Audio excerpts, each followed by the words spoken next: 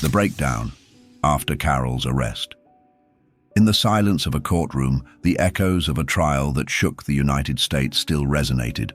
There she was, Carole Ann Boone, a woman caught between loyalty, faith, and scandal. When the final sentence against Ted Bundy was announced, many saw Carole as an enigma, a victim of deception, a fanatic, or a suicidal partner of a monster. After Bundy's arrest, Carole was swept into a media whirlwind. She became a face of heroic devotion for some, a symbol of denial for others. She firmly believed in her husband's innocence. She carried the banner of his defense, wrote letters, visited him in prison, even testified in court as a witness on his behalf. But that commitment came at a cost. The pressure mounted. The evidence, Bundy's partial confessions, the weight of the horror of his crimes, began to undermine her. In 1986, Carole took the most dramatic step of her life. She filed for divorce. That wasn't just a legal formality. It was a symbolic act of renouncing a world that was crumbling. After the separation, she decided to withdraw from the public eye. She changed her life, changed her surroundings, and took her daughter Rose with her. She renounced confrontations and withdrew her name from the media spotlight. As Bundy continued his path to death, Carole began to build a shield of anonymity. During those final years of the trial, when Bundy began admitting to more crimes than previously attributed to him, Carole experienced a brutal betrayal. According to those close to her, she was devastated to learn that everything she had held onto, innocence, love, hope, could not withstand the stories emerging from the killer's mouth. She blocked visits, cut off communication with him, and forbade her daughter from having contact with her father in his final days. There is no clear record of their last conversation. Some say there was no farewell possible. Carole, broken by disillusionment, spent the following years in retreat. She struggled with her identity, with the wounds of deception, with the weight of a surname she could no longer bear. Finally, she died in 2018 in a nursing home in Washington. Her death went almost unnoticed. A woman who had once been the protagonist of a national drama, now erased from the spotlight.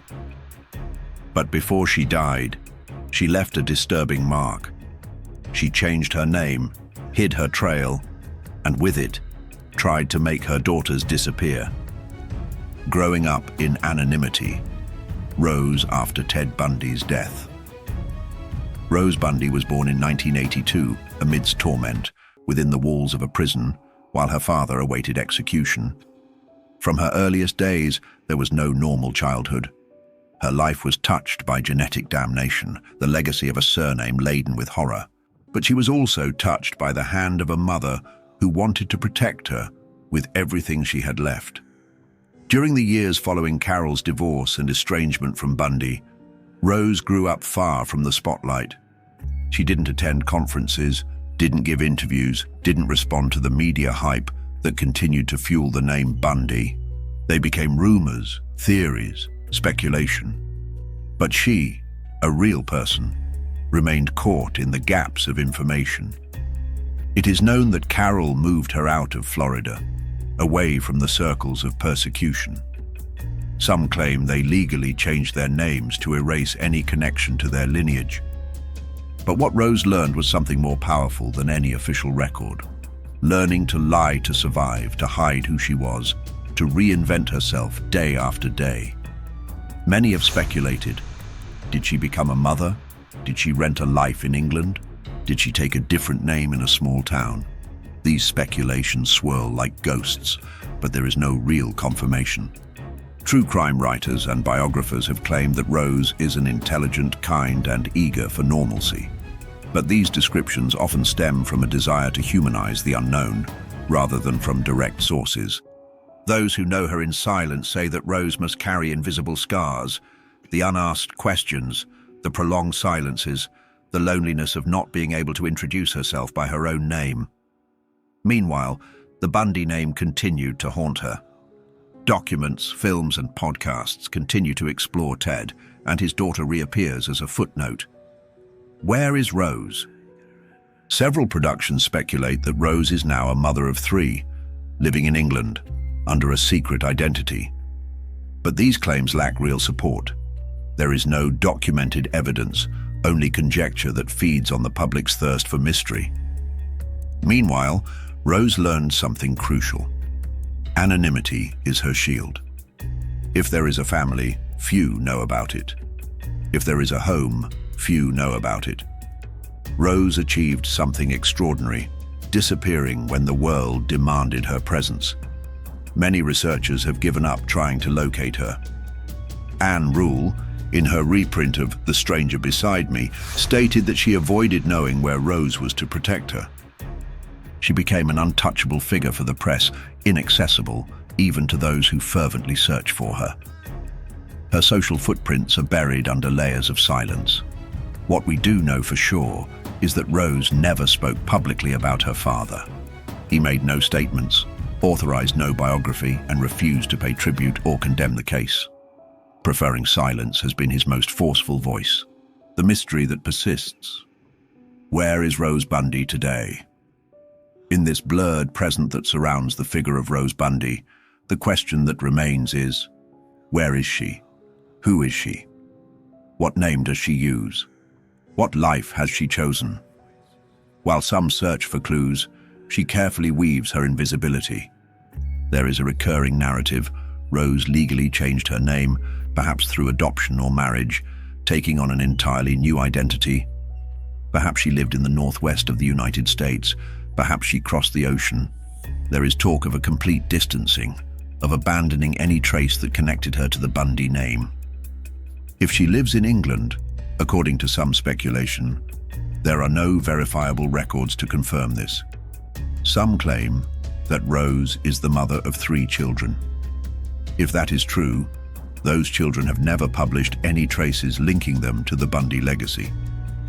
Others suggest that she could be in a small town, unconnected to the media, far from social media, under an ordinary and unrecognizable name.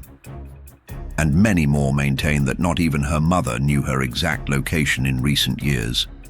Theories abound, but facts are scarce. Another testimony indicates that someone saw her in the Pacific Northwest, completely normal, although reclusive. Investigators maintain that Rose, aware of the macabre magnetism her last name generates, decided never to reappear. Although some media outlets vaguely label her as a private citizen, they have never seen her speak, ask permission for tips, or allow her voice to be captured. She has no digital presence that can be clearly linked to her. Some experts believe Rose may have adopted one of her mother's surnames after starting over in private. Others speculate that she went abroad, where privacy laws might favor her concealment. And meanwhile, her name continues to be mentioned as the epigraph to a mystery, Ted Bundy's daughter. If Rose Bundy chooses not to be seen, not to be heard, anyone who wants to know her will have to navigate among shadows and conjecture. If she ever decides to speak, her testimony could rewrite many of the hypotheses that govern her legend today.